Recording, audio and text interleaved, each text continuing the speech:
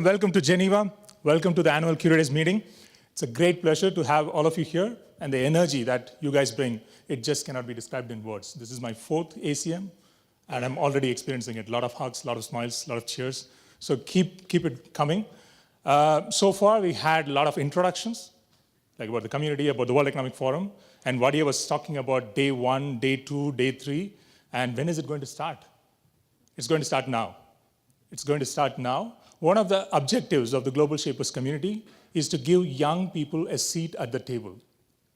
And today, we are going to invite 4 of our curators to join in a panel discussion with me. And I'm going to invite Akil from the Munich Hub. Please give him a big hand. Naadiya from the Cape Town Hub. Amani from the Minneapolis Hub. And Haykal from Abu Dhabi Hub. Please take your seat. So there are so many issues that are affecting the world today. It could be the global issues like, please have your seat. There are global issues like climate change. There is this large-scale conflicts and wars that's happening all over the world. You have regional issues like the refugee crisis. I would not call it regional, but still it is like in Europe, it's a big issue. And even local issues. There are mass shootings, there are the presidential campaign, and it's some kind of divisive rhetorics that's happening. So all kinds of issues that are happening. And we have a very privileged opportunity to come here and exchange ideas and knowledge about these issues. But there are many people who don't have these voices. And who is better equipped than these young people to represent their communities and share some of their ideas and intelligence from their respective contexts. And that's what we are going to engage in a discussion today. Thank you, all of you, for joining me on this panel. And I'm going to quickly go to Akil from the Munich Hub. So Akil is from Munich. His family has a lot of refugees who migrated during the ethnic conflict in Sri Lanka.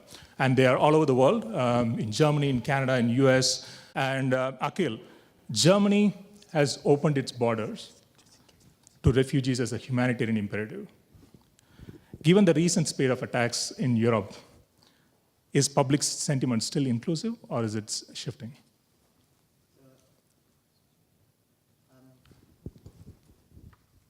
Yeah, got it. Thanks for inviting me, and I'll try to answer the question in a good way. There's never one truth. If you look at the sentiment, it's really difficult to measure the overall sentiment. Of course, there will be always people who think that we have too many foreigners in our country, too many refugees even, but I'm happy to say that it's not the majority. That might shift at one point or another, but actually if you look at how complex the whole question is, it gets really interesting. So the recent polls in Germany suggest that even far right-wing people say that Germany needs to take in refugees, but they say they need to take in real refugees. So the question is, and the way I see it is, that we need to tell these people that we can't differentiate between real refugees or people seeking shelter. They are the ones who seek shelter, and we blame them now for having attacks in Western Europe while they are actually fleeing these kind of situations back home. So that's certainly not right, and I think that's our responsibility to teach the people. And just one quick remark on how complex the situation is. Many of you have shared their condolences on the mass shooting in Munich that happened. Well, the interesting thing was in Munich, the sources said, right a few minutes after, they were sure that it was a right-wing German who hated foreigners. Other sources said he was a Muslim wanting to kill Germans. The truth is in between. He was actually of foreign descent, and he was a Nazi who was trying to kill foreigners. So it's a mess, and it's never about who they target. They always target us, and they're always crazy people, and we should not be influenced by that. Thank you, Akil. That was very helpful. Naadiya, South Africa has been rocked by protests and corruption scandals. What is the mood among the young people in South Africa today? Thank you so much. It's such an interesting time for my country in a very young and very active democracy as we recently went through elections, very peaceful elections at the municipal level, largely peaceful. But I would categorize it, and I'm broadly brushstroking here, into three categories of young people's moods. And it's largely locational based. So I would say that young people in peri-urban areas are angry. And you can see that through violent protests. And that's because service delivery is non-existent or done really badly. And that's largely due to just widespread corruption in the entire system. And it's from the top down. The second mood, I would say, is disappointment. And that's with the urban youth. And we see a lot of young people, and we had a huge campaign called Fees Must Fall, where young people were saying access to higher education is so expensive that it's become exclusive to only a few elite. And at the time, we just found out that the president had spent $25 million on his personal homestead. So when you take that and you say, if he can spend that much on security upgrades, which included a pool and a kraal for his cattle, why can't we be funding education, tertiary education in South Africa? And along with that, you have a lot of young people who don't have access to economic opportunity. So those that have got a tertiary education are struggling to find jobs because of a few things around economic development, but also a lack of transformation in our country. So you're seeing young people who have degrees standing on the side of the road with billboards saying, I've got an engineering degree, can you hire me? And then the third category, I would say, are the hopefuls. And I broadly put all our global shapers in this category. It's the category of young people who really believe in the vision of South Africa and really want to make it great again. We're the guys who are making sure that we disrupt in a positive way the system. We see it's not working, and we want to be part of the solution to fix it. And I say broadly that would be the South African mood at the moment. Thank you, Naadiya. That's very helpful. Moving to Amani. For all of us outside the US, it's very hard to understand the divisive tone that's shaping the election season right now. What do you think are the root causes and the undercurrents behind this? Well, I'm glad you asked about the root causes, because I think the source of the divisiveness goes back many years, all the way, I think back to the US Declaration of Independence, where it's written that all men are created equal. Yet as we've seen historically, that has not always been the case. And I think we're at a point right now in the US where there's more groups coming in and diversity is increasing, and what we're seeing is some of the more privileged groups are resistant to some of the new voices that are entering the room. And I think moving forward, I think part of what is the divisiveness and what we need to do as a country is just accept that there are new voices, and to not let fear be the reason for why we cannot connect or come together as people. So I think the fear is what's driving a lot of the divisiveness, and but I am hopeful and I'm optimistic that as people recognize the skills and the unique abilities that different groups bring, I think that the divisiveness can diminish. Thank you. And moving to Diya. Diya is originally from Syria, and she moved to Abu Dhabi. Now she's a shaper with the Abu Dhabi Hub. Diya, in your opinion, there is this conflict that's happening in Syria, and there's a lot of after effects because of the conflict that's coming out. What are some of the challenges that youth typically face in your region, generally in the Middle East? I think the main problem is lack of education and lack of inclusion. We've witnessed a wave of extremism and extremist leaders basically recruiting the youth. And this is because there's lack of education. These youth do not feel like they're involved in anything, like their life is worth nothing. So I might as well join this organization that will make me feel like, just exactly like we feel part of a family here. To them, that's their family. But imagine the difference. And it's not only affecting Syria or the Middle East or the Arab world, it's affecting the world.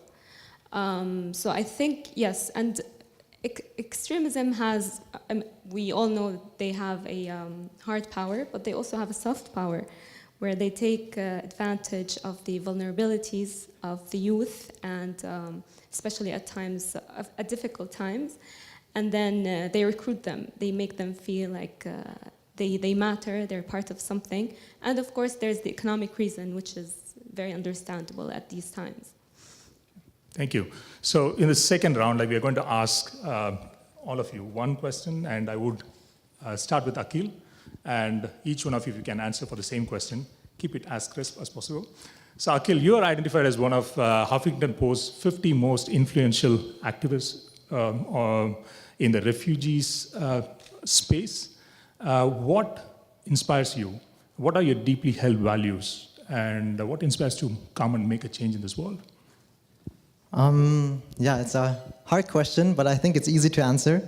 And I know I can't get off the stage without mentioning Shape as Love. I promised to say this, but it's actually also what I really believe in.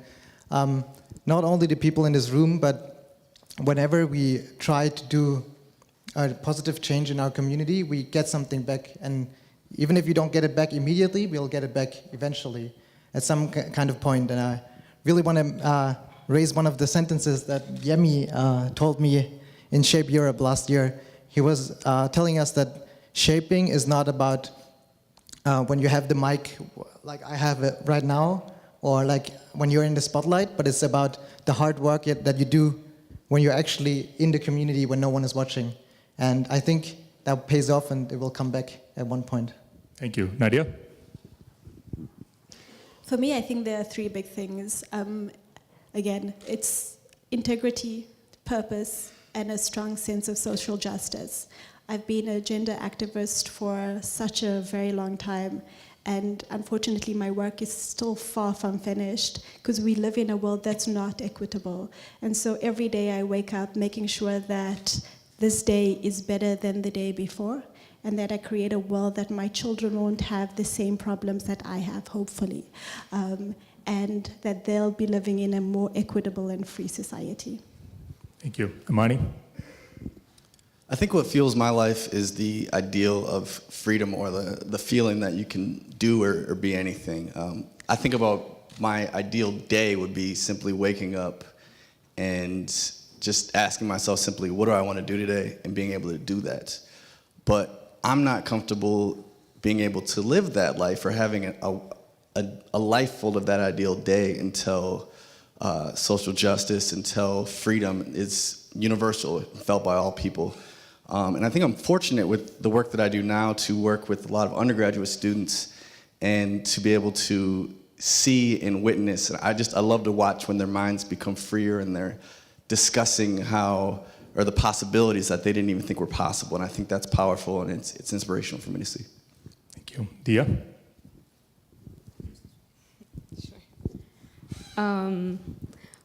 Well, I'm passionate about breaking stereotypes and fighting ignorance. I feel, with my background, I hear a lot of stereotypes about my country, about my region, about my religion. There's a lot. And funny enough, I happen to be the first Syrian a lot of people meet. So imagine the responsibility. Rocio is one of them today in Mexico. I was the first Syrian she meets. Actually, I could have been today on a boat in the middle of the sea, trying to find safety, trying to run away for a better place. I could have been in a refugee camp and met Akil. But instead, I'm here, and I'm representing a city that opened its doors for me, and that gave me a dignified life, which a lot of my fellow Syrians do not have, and they're far from achieving. So yes, I'm gonna work a lot to break stereotypes, to show the truth of what we are really and what we can achieve. And I really, really, really need your help, and for us as a whole, as a community, to show this.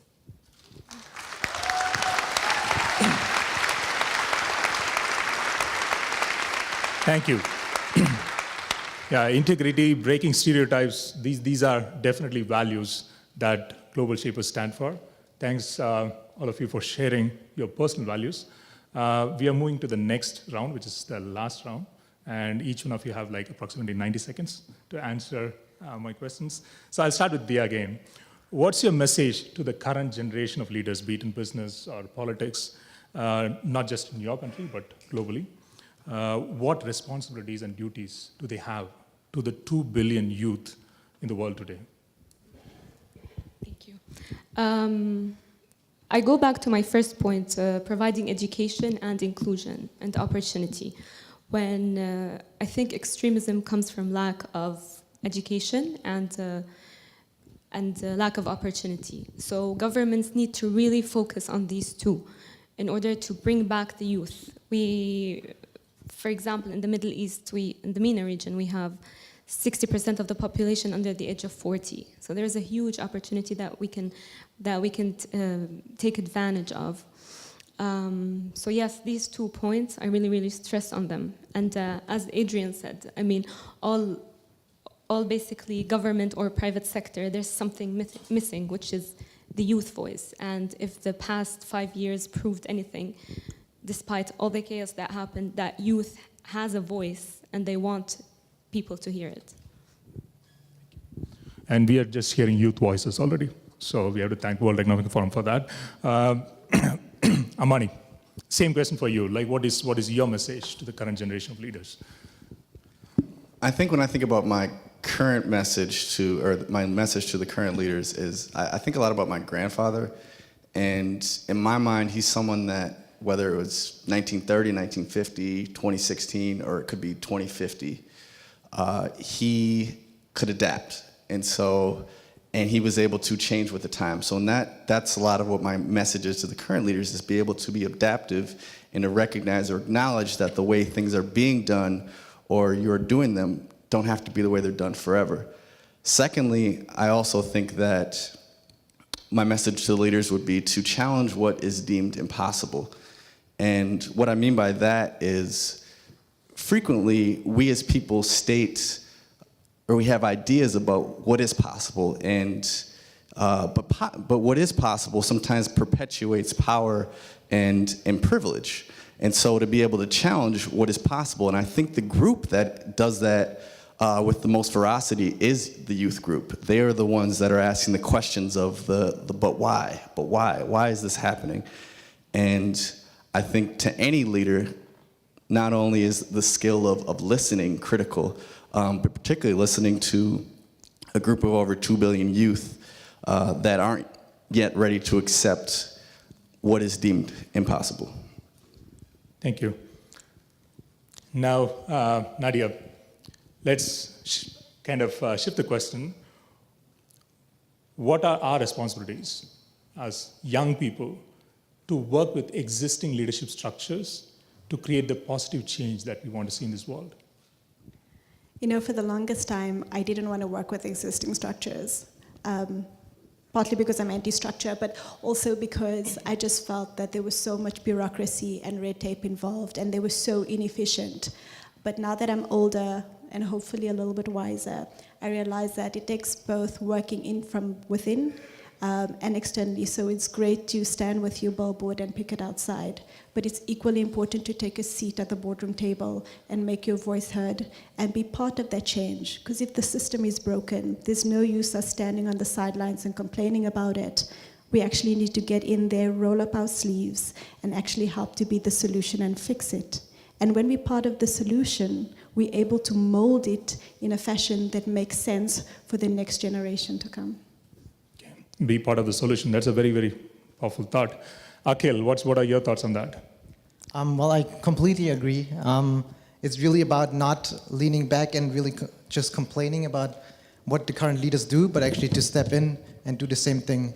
I recall one of the mottos of our chancellor in Germany, Angela Merkel, who says, or has been saying the whole year, wir schaffen das, which is a very German way of saying, yes, we can, or basically, we can achieve this. And the emphasis is on we, the community. It's not we, the politicians, the bureaucracies, or the leaders, but it's us, it's every one of us. And yeah, but if the change is not there, I guess we need to trust in our society, in our strength. And I want to end with one quote which really struck me in the last couple of days. It's, why is a bird not afraid or doesn't have fear to fall from a branch? Well, it's because it trusts in its own wings. It might be cheesy, but it actually believes that it will lift off when other things break down. And I think we as the community, as the global shapers, need to have that strength to believe in ourselves, that even if the time is not right, the change will come and we can achieve that. Awesome. The bird story is quite powerful. Okay, so we heard from these four curators on what are some of the issues that are going on in the respective contexts. Amani was talking about misinformation, and also he was talking about instant discourse. Akil was talking about how viral news just gets spread so fast. Naadiya was talking about if you don't have the right platform, how youth will get frustrated, leading to protests and scandals. They also spoke about some of their values. Dia spoke about breaking the stereotypes. Amani was talking about the integrity. These are values we also embody. And as we were thinking of what is our responsibility as young people to work with leaders and what are our expectations for leaders, there were several interesting thoughts, like how do we change the system both internally and externally? Naadiya was talking about like giving youth a voice, giving a seat at the table, and making them being part of the solution. These are very, very critical things. And the last one, Akil, what you shared around trust yourself, the wind will change, and we can achieve. I think these are fantastic words. And thanks for all your insights and bringing this local context alive. And that's how global shapers engage in discussions, share their perspectives, and add value in any interaction that happens across the world. Thanks so much for joining us today.